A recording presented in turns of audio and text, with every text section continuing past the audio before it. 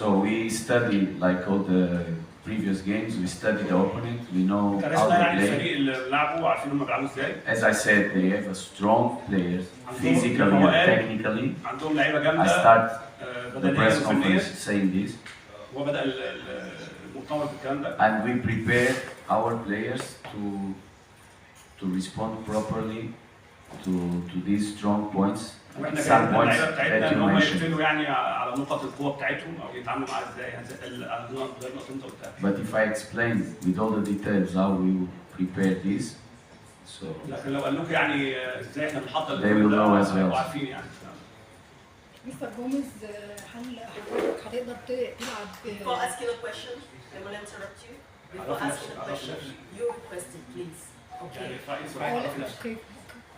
علا قائد قناة الزمالك، كنت عايز اسال حضرتك على بوتيابا لاعب وخد الثقه في ماتش الاهلي، ويمكن شفناه بصوره كويسه والجمهور كان يعني شايفه بيقدر يدي في الملعب، وهو طبعا لعيب افريقي وده ماتش افريقي، فهل هيتم الدفع بيه برضه في ماتش افريقيا لو زيزو ما قدرش يلعب الماتش الجاي؟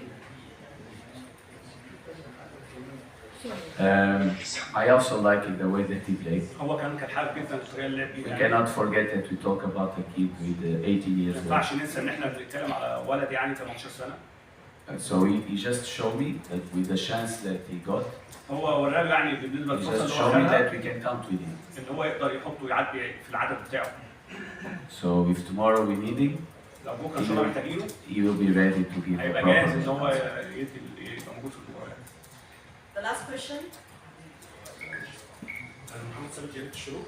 هناك فروق شاسعة ما بين الزمالك وما بين ريمز الغاني، الفريق الغاني يتواجد في المركز 14 في الدوري الغاني، فكيف يستطيع الزمالك حسم موقعة الذهاب من أجل تجنب المواجهات في موقعة العودة في ظل الأجواء الأفريقية اللي حضرتك تعلمها جيدا؟